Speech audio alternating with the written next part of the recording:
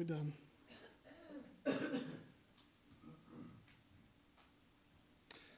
Well, I got a welcome, and then I have a note that just says Fall Festival, because the all-consuming force that is the Fall Festival is upon us, all right? It's here, and it's happening, and as of right now, only Tommy is signed up to set up. And you all know what that means. That means that Tommy will be here at 5 a.m.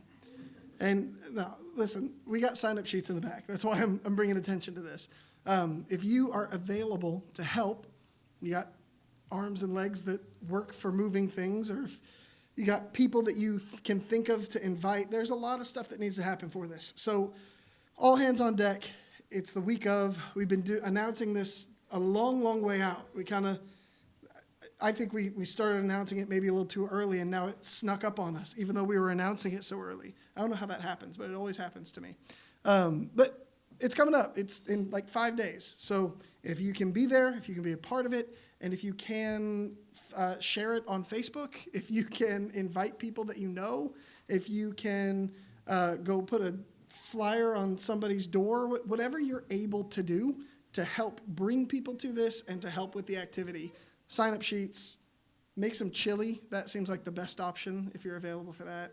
And invite some people and pray for this activity. Pray for this activity. More than no people have been impacted by this every single year, all right? What I mean is we've had an impact every year on the community, on the people who are just living right around here. And so make sure you're praying for the activity as well. We got sort of a fun lesson tonight on from Matthew. I titled it Blessings and Woes. And you guys know my love-hate relationship with sermon titles. I usually hate them, and then every once in a while I feel clever and love them. Very rarely. I was thinking about this one, and it feels very generic, and I didn't think of anything clever.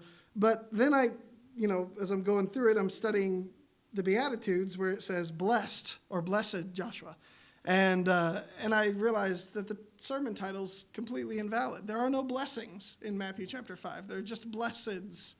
So it should have been titled The Blesseds and Woes in Matthew, okay? But that's what we're going to look at. And obviously we're going to start here in Matthew chapter 5. This is a passage we're extremely familiar with. This passage full of 9 different blessed are statements. Blessed are. I'm just going to swap back and forth, and we'll ride with whatever comes out. These are often called the Beatitudes, which I was wondering, why are they called the Beatitudes? And I looked it up briefly. Apparently, it just is sort of a conjugation of the Latin word for blessed are. And so that Latin phrase kind of got conjugated into English, and now is it called a transliteration of that word? And now we refer to them as the Beatitudes. I always thought it was because you had to be of that attitude. I don't know if that's how you guys interpreted that, but that's the way my brain worked. And it made a lot of sense for a lot of years until I realized that's not what he's telling them. He's, in fact, not instructing people to be of a certain attitude. He seems to be more describing these attitudes. And we've talked about this before, but let's look through a couple of these. Well, let's look through all of them. It's only just a handful of verses. These are more or less the very first teachings of Jesus, if you in the Gospel of Matthew. If you back up, it summarizes his teaching in chapter 4 and verse 17, where he says, repent for the kingdom of heaven is at hand. That's sort of the overarching theme of Jesus' teaching. And then specifically when he's calling the disciples, Peter and Andrew, he tells them, follow me and I will make you fishers of men. And before this, the only thing we have is him talking to John in chapter 3 and telling him that he needs to baptize him, and then him quoting scripture to the devil. That's all Jesus has said through 4 chapters of Matthew. He hasn't done any teaching yet. He hasn't done any instruction, or there is no crowd yet. It's just John, Satan, summary statement of his teaching, and Peter and Andrew. And they're all very short statements. And then you get the red pages. I told you guys in the past that when I was younger, I remember, I didn't know what the Sermon on the Mount was, but when I was, 8, 9 years old, this was the page with all the red.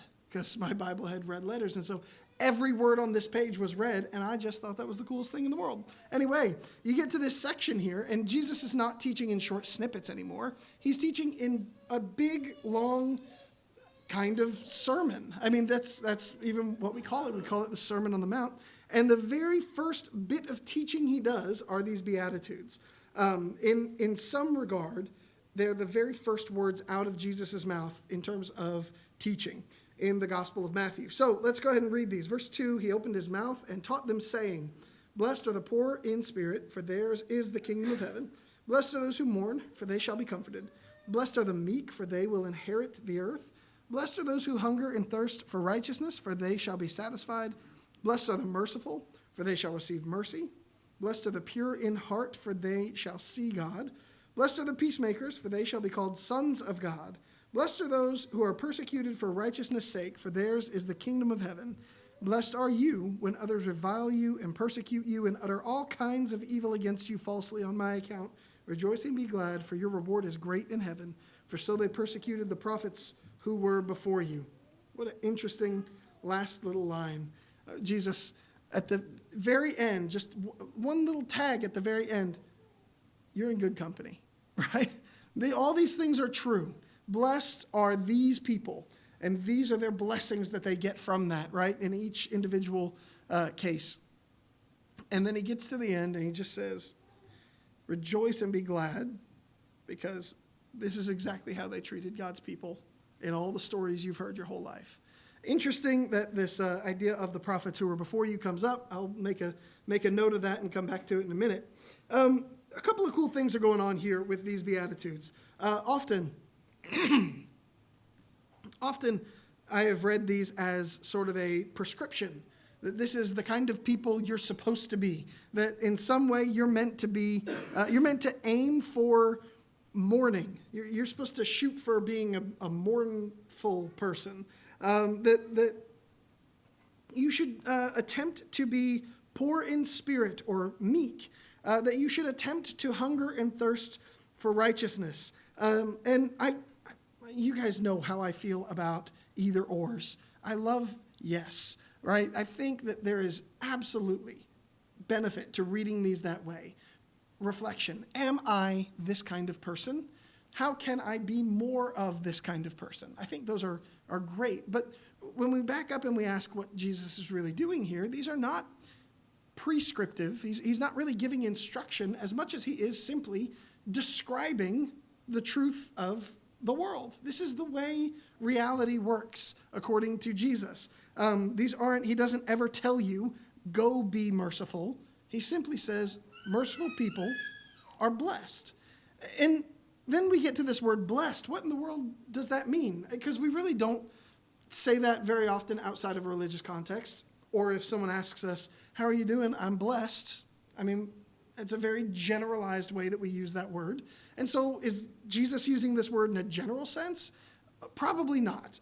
Most likely, the word that Jesus is using here comes from the Hebrew word esher, which I know this is written in Greek, but it's the same. If you want to figure out what the Hebrew equivalent to Greek words are, you take the Greek New Testament, the Septuagint, or the Greek Old Testament, the Septuagint, and you see what words they use in that, and then you cross-reference that with the Greek New Testament, and then you make connections that way. All that to say, the Hebrew word that Jesus is likely referring to here is the Hebrew word esher. There are two Hebrew words for blessed. One is baruch, and it has the idea of I am highly favored. I am doing well. I'm blessed, right? The other, and that's that more general sense that we use that word, the other is esher, E-S-H-E-R, and if you type it, you'll autocorrect to Esther, which maybe there's something there. But this word esher does not have nearly as much to do with a way you would describe yourself. It's the word that someone would use to talk about somebody else to their friend, right? So if Chandler and I were walking together and we saw William, I would say, he is blessed, esher. That's the word that is most likely being used here by Jesus when he's talking about these people. Now, that word also has sort of a different connotation than a broad doing good, okay? You've probably heard it referred to as happy, but even that doesn't quite nail down the emotional center of the word. This word has more to do with the quality of life that person has. And I heard there was a teacher talked about this, and I think Joshua talked about this. I think you talked about this in your class. The idea behind blessed has to do with that person has the good life, all right? And so if someone, just answer this for yourself, not out loud, but answer this for yourself. If someone said, hey, what is the good life? What would you answer, right? What is the good life, Mike? Mavs in the finals winning it all, right? Okay, blessed is the man. The good life belongs to the man whose team has won it all.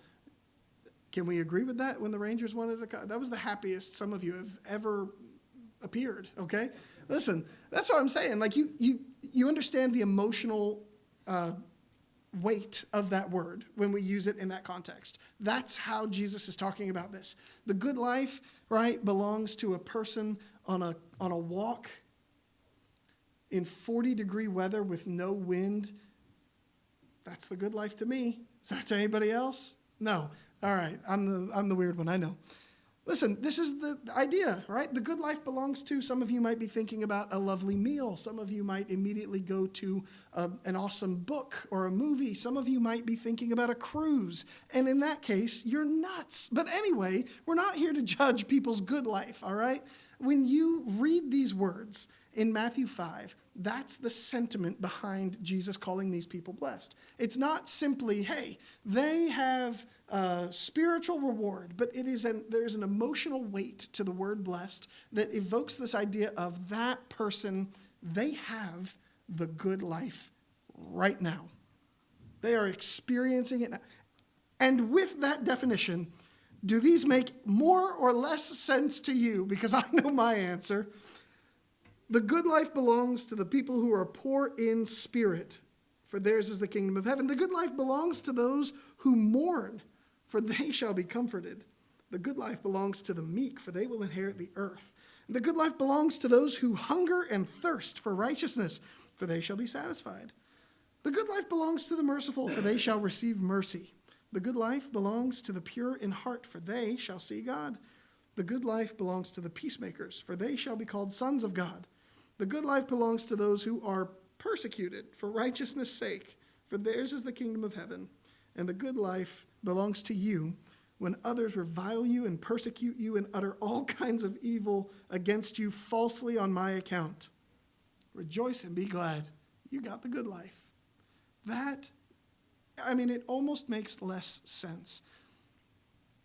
We're going to probably talk about this more in the future, but in terms, and we talked about this last time I spoke on a Sunday morning, about Jesus' view of reality.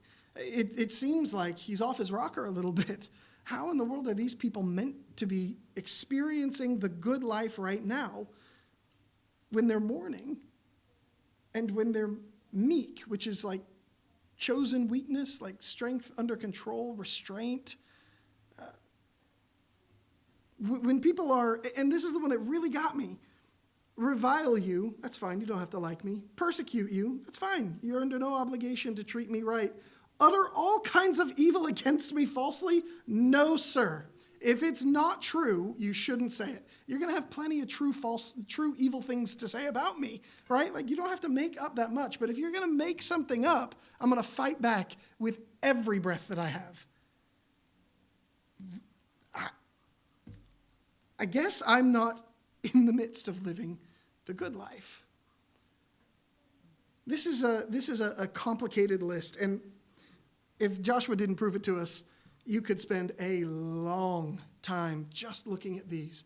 I want to just point out the idea that these are descriptive, that they are things about the world that are true.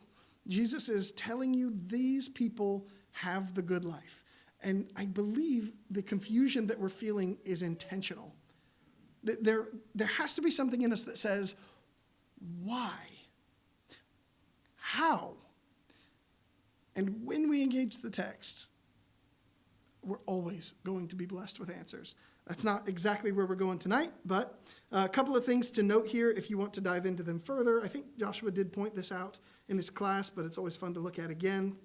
There is a chiasm here that centers around, again, the structure where they build to the middle and then build back down. You'll notice some parallel language in these, and the middle one is going to be, blessed are the merciful, for they shall receive mercy, which is really, really interesting.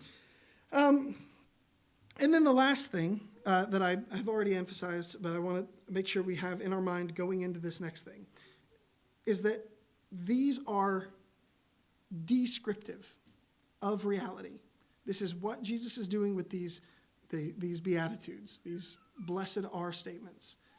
This is reality. This is true happiness belongs to these people. Now, these are Jesus' first words. We're going to skip all the way over to Matthew chapter 23 because, interestingly, the way that Matthew decided to tell the story of Jesus, he had Jesus' first big teaching kicked off with 9 blessed are statements. And then he has Jesus' last big teaching kicked off with 7 or 8 woe to you statements. That's pretty interesting, right? There's the blessed at the beginning, and then Matthew ends with these woes. We're going to go ahead and read these. It's going to be a fairly long read, but what's interesting here that I noticed is almost everything that I remember Jesus saying negative about the Pharisees comes from this one spot. Like almost all the things that I rattle off about, and this is what Jesus told the Pharisees. They're like all right here. So let's go ahead and read this in Matthew chapter 23. Then Jesus said to the crowds and to his disciples, the scribes and the Pharisees sit on Moses' seat, and so do and observe whatever they tell you, but not the works they do. For they preach, but do not practice. They tie up heavy burdens hard to bear and lay them on people's shoulders, but they themselves are not willing to move them with their finger. They do all their deeds to be seen by others, for they make their phylacteries broad and their fringes long, and they love the placement of honor at feasts and the best seat in the synagogues, and greetings in the marketplace, and being called rabbi by others. But you are not to be called rabbi, for you have one teacher, and you are all brothers. And call no man father on earth, for you have one Father who is in heaven. Neither be called instructors, for you have one instructor, the Christ. The greatest among you shall be your servant, and whoever exalts himself will be humbled, and whoever humbles himself will be exalted. But woe to you, scribes and Pharisees, hypocrites! For you shut the kingdom of heaven in people's faces, for you neither enter yourselves, nor allow those who would enter to go in. Woe to you, scribes and Pharisees, hypocrites! For you travel across sea and land to make a single proselyte, and when he becomes a proselyte, you make him twice as much a child of hell as yourself. Woe to you, blind guides who say, if anyone swears by the temple, it is nothing. But if anyone swears by the gold in the temple, he's bound by his oath. You blind fools! For which is greater, the gold or the temple that has made the gold sacred?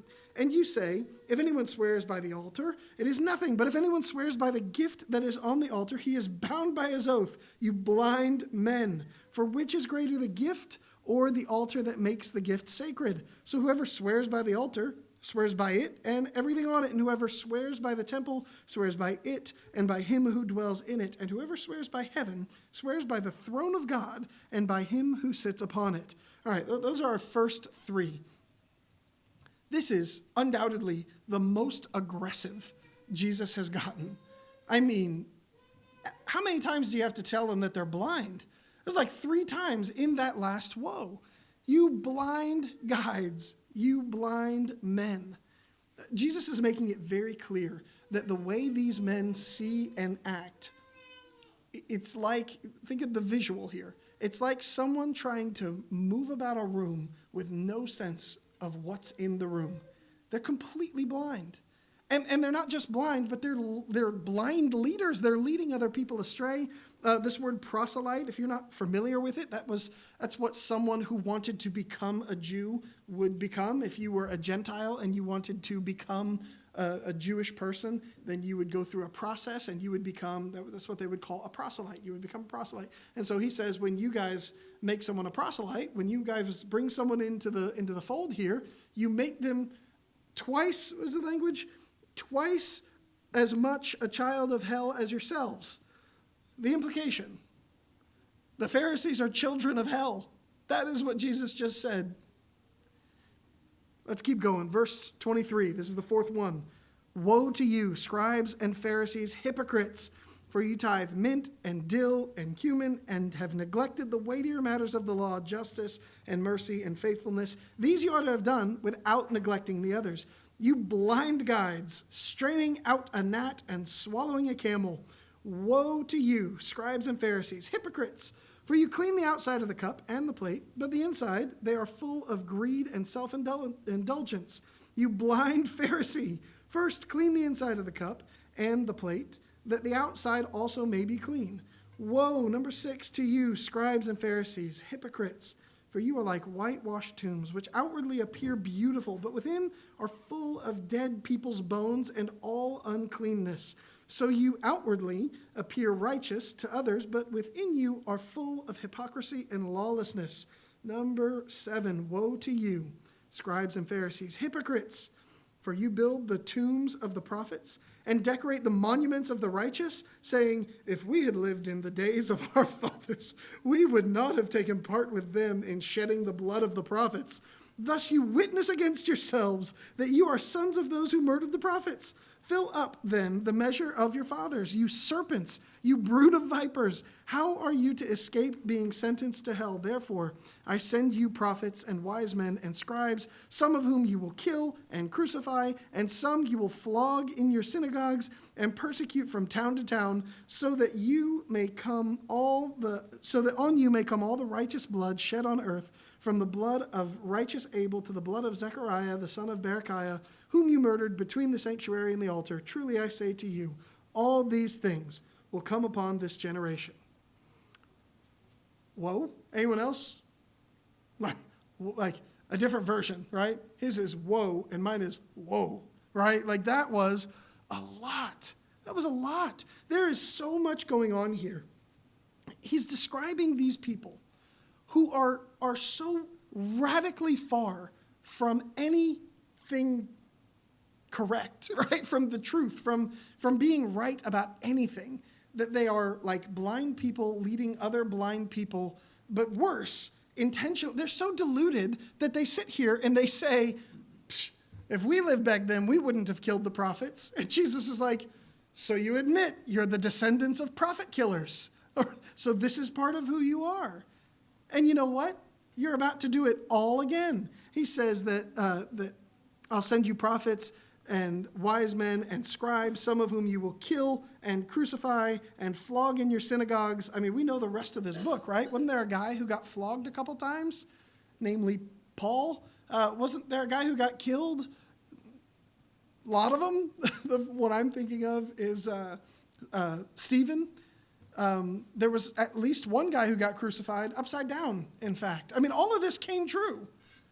And by the way, 2 chapters later, they're going to crucify the guy saying this thing to them currently. It is one of the most aggressive and disheartening tongue lashings that you can read of. And every bit of it's deserved. Now, when we talk about woe, I meant to say this at the beginning. The idea behind the word woe is a mournful verdict, all right? It's not like, be careful. It is a saddened, like, man, like, this is where you are. I regret to inform you the jury has come back and you are guilty. That's woe, a mournful verdict. And so as he's going through these things, again, not prescriptive, right? Jesus at no point says, don't be this way. He's talking to the Pharisees and the scribes, and he is describing the way that they are moving about life, the way that they are doing faith and doing religion, and the way that they are accomplishing being God's people. And he describes them as blind and lost and vipers and violent and, I mean, just sons of hell. That's how he describes these men. Okay, so we've got 2 lists, one of 9 blessed are's and one of 7 woe to you's. And this is how Matthew sees fit to bookend the teaching of Jesus found in his gospel, in the gospel. So one of the things that we can always do when we find two lists like this, especially two lists that are found in such significant places at the beginning of the first and the last teaching of Jesus in the book, is we can do some compare and contrast. Oh no. There we go. Okay, so here's a couple of these, because it's interesting how well some of these line up in the woe to yous with the blessed are's. So Matthew chapter 5 and verse 3, the blessed are the poor in spirit. Then Matthew 23 and verse 13 says that, well, the poor in spirit inherit the kingdom of heaven. And in verse 13 of Matthew 23, the Pharisees are shutting the kingdom of heaven in people's faces. There's a posture of entrance, inclusion in the Beatitudes, and then there is exclusion in the woe to yous in Matthew 23. In Matthew 5 and verse 4, blessed are those who mourn, for they shall be comforted. And then in Matthew 23, there is a concealment of sin. Rather than mourning over sin, there's a concealment of sin. Verse 27 and 28, he talks about that they are like whitewashed tombs full of hypocrisy and all kinds of lawlessness. So there's sorrow over sin versus concealment of sin. Blessed are the meek, verse 5, for they shall inherit the earth. And then in Matthew 23, verse 6 and 7, as well as 11 and 12, it says that the Pharisees love the place of honor, and a warning that whoever exalts himself will be humbled. So there's that whole passage about all the things the Pharisees like in verse 23 that contrasts directly to the meek inheriting the earth. There's humility and there's pride. Matthew chapter 5 and verse 6, blessed are those who hunger and thirst for righteousness. And then Matthew chapter 23, woe to you in verse 23, you neglect the weightier matters of the law, justice and mercy and faithfulness. There's this idea that the Pharisees could care less about justice. They just want to make sure they keep the law exactly right to a T. If someone is being treated unjustly, they don't mind, whereas the people in Matthew 5 have a deep hunger and thirst for righteousness. The others have a desire to keep the rules and ignore justice. Chapter 5 and verse 7, blessed are the merciful, for they shall receive mercy. And then 23 and verse 13 and in verse 15, the idea that not only are people not receiving mercy, but the blind guides are leading the blind, and when they make a convert, they're twice as much a child of hell as themselves. There's mercy, and then there is damnation in Matthew 23. Just a couple more, three more here. In verse 8, blessed are the pure in heart, for they shall see God. And then Matthew 23 and 25, woe to you who clean the outside of the cup, but the inside is full of greed and self-indulgence. The desires of the Matthew 5 person are pure. The desires of the Matthew 23 person are selfish and split, not singularity or purity of heart, but a desire for multiple things. Matthew 5 and verse 9, blessed are the peacemakers, for they shall be called sons of God.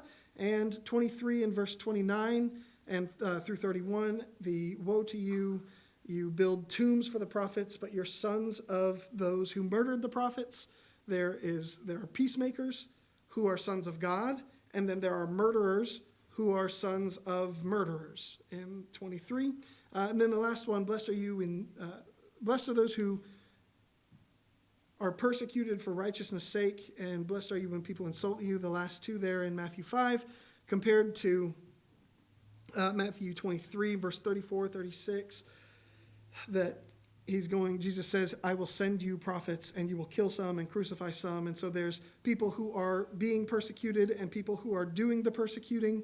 Remember in Matthew 5, I said to make a note of this last little bit, where it says, rejoice and be glad, for your reward is great in heaven, for so they persecuted the prophets who were before you. That's almost a direct link to the way Jesus finishes Matthew 23. Remember, you guys killed the prophets that we sent you. I think these lists are definitely meant to be read together and compared and contrasted. I think that when you look at this, there are a couple of questions that come out, or a couple of, I shouldn't say questions, a couple of things that come out very strongly. The first one is the audience. As backwards as the good life being mourning people feels, the audience of these two things also feels.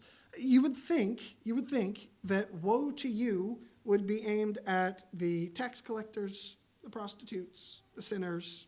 You would think the morally depraved people would need the woe to you to shake them from their morally reprehensible behavior. And yet, there's much more indication that those are the people in the audience in Matthew 5. And we know the audience of Matthew 23 because Matthew 23 are all the preachers. This is bizarre, but I think a very, very sobering thing for at least two of us here tonight, okay? Listen, there is a serious burden placed on the teachers of the people of Israel here in Matthew 23. There's a charge here, and it's reminiscent of the way James talks about, let not many of you be teachers because you incur a harsher judgment. But there's a serious burden placed on the teachers here. He describes them as blind guides leading the blind. I can't get that metaphor out of my way, out of my head, because you just imagine, I mean, you guys have all walked around in the dark when you couldn't see something, and you've stubbed your toe, right? Now just imagine walking around in a parking lot full of trucks with trailer hitches on them, and every time you run into one, the person behind you runs into it too. I mean, that's what's going on. These people don't see what's in front of them. And they're supposed to be the teachers.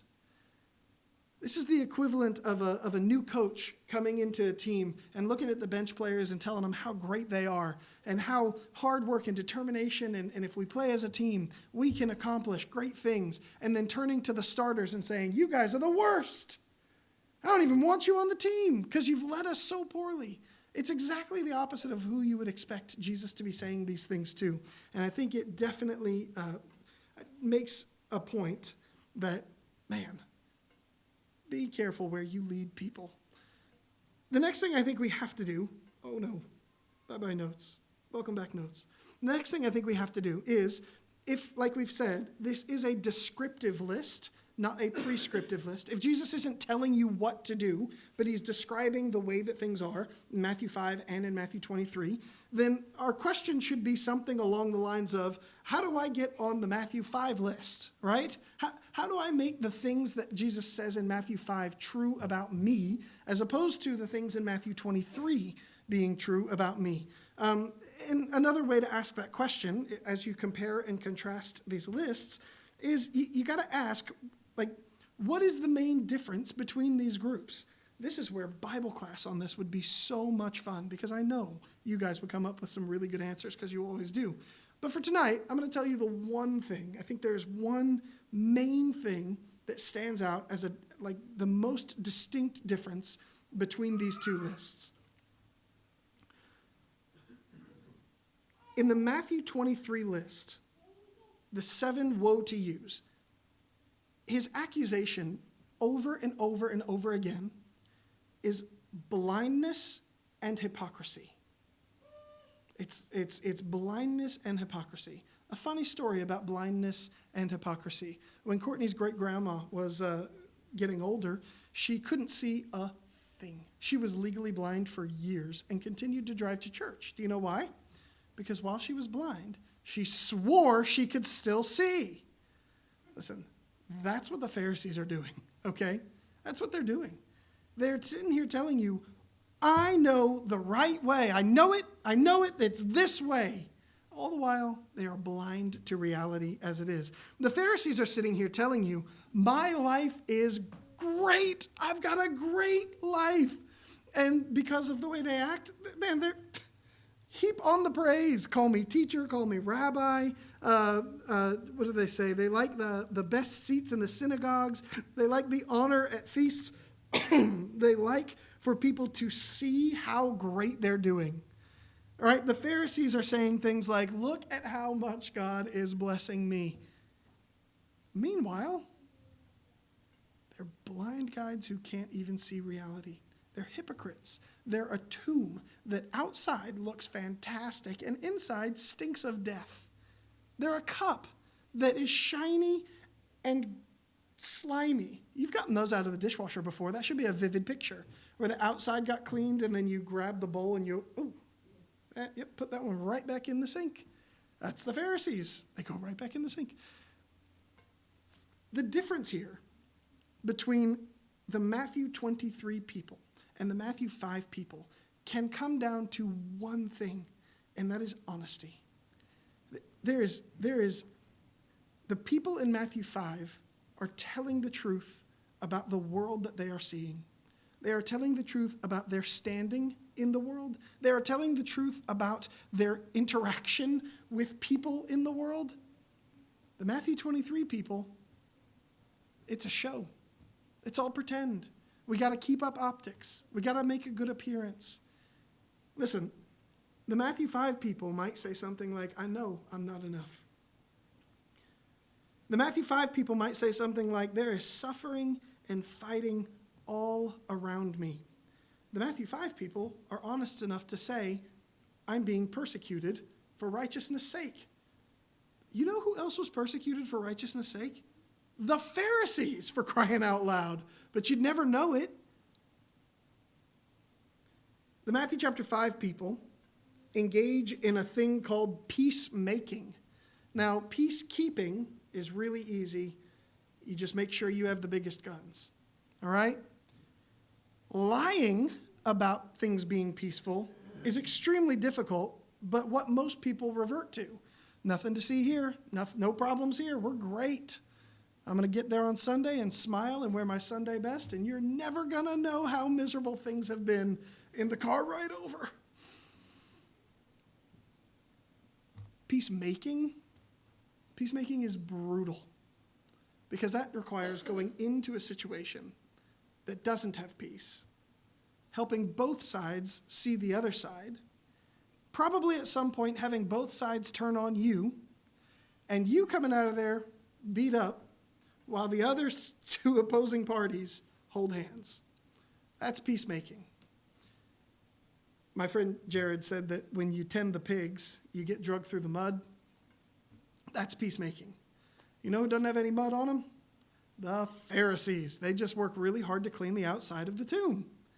Listen, this boils down to honesty.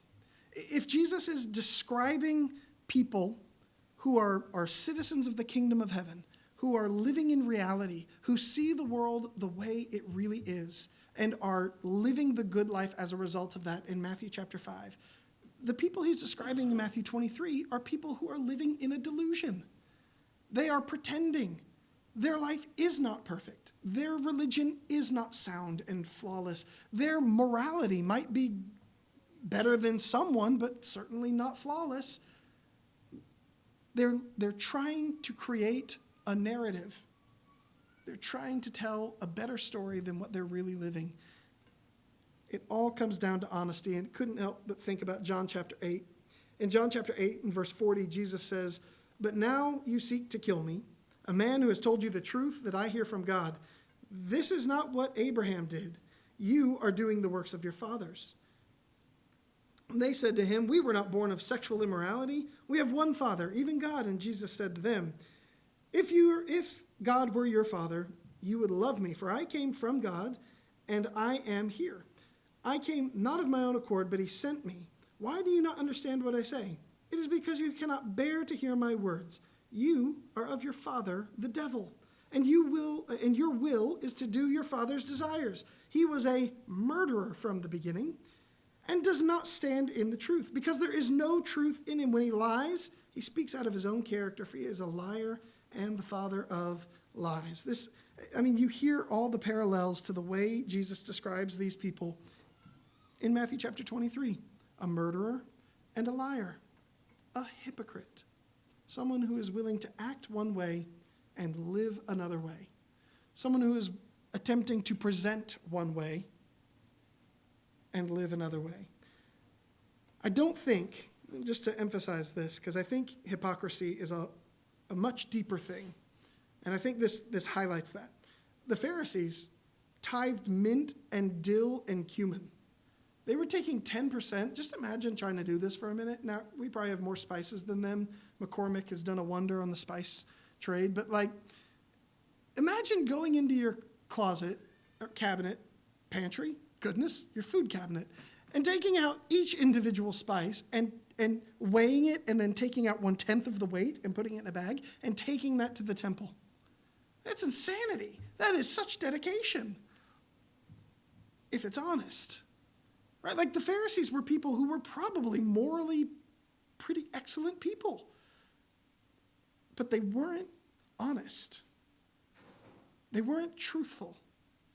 They didn't care about justice and mercy. And they were snakes. That's what Jesus says about them. You can do all the right things and still be the Matthew 23 person if you're not honest. This is the main difference I see in these two people. The last thing I think we got to ask is, why in the world is Matthew choosing to bookend Jesus' teaching with these two lists? Like we've already said, I think it's because this is reality. This is the reality as revealed by Jesus' teaching. This is the way the world works. The people who have the good life are the people in the Beatitude list. The people who are honest about life. The people who mourn things that are bad, not pretend like nothing is bad ever. The people who are honest about the work that it takes to make peace, not the people who cover peace up. The people who are willing to accept ridicule because they know they're doing the right thing, not the people who pretend like it never happens and kill the prophets when they tell them the truth. This is reality. And I don't think it's surprising that in this big, long speech, Matthew ends his teaching with Matthew chapter 25. These are more or less the last words of Jesus. He has a couple things here in chapter 26, but in terms of his big chunks of teaching, he finishes up with the parable of the sheep and the goats. We've read it a lot, but let's summarize. Judgment Day shows up. I'm going to take the goats and put them over here. I'm going to take the sheep and put them over here. And I'm going to tell the sheep, great job, come into my Father's house and live and be a part of the family.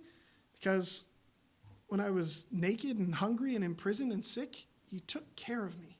And they're going to say, when? And he's going to say, whenever you did it to the least of these, you did it for me. And then he's going to turn to the goats and he's going to say, get out into outer darkness with weeping and gnashing of teeth, the place prepared for the devil and his angels, because you never took care of me when I was in need. And they're going to say, we never saw you in need. You know what's interesting about that is the assumption that those people, had they seen Jesus in need, they would have done something about it. It sounds a lot like the Pharisees in 23 saying, we would have never persecuted the prophets. But whenever you didn't do it to one of the least of these, you didn't do it for me. If these are the contexts, if these are our two groups in mind, the Matthew 5 people and the Matthew 23 people, man, living in the reality that Jesus points out becomes really, really, really important. I think that's the charge today. There are probably, 24 lessons worth of comparing and contrasting these lists. But just for tonight, I think it's important to emphasize the honesty that must take place in the heart of a Christian. There are some really honest places. I was talking to Ben about this morning. I said something like, man, what if church services looked like Alcoholics Anonymous? And he said, why don't we just start calling it Sinners Anonymous? There's a lot of honesty that goes on in those places.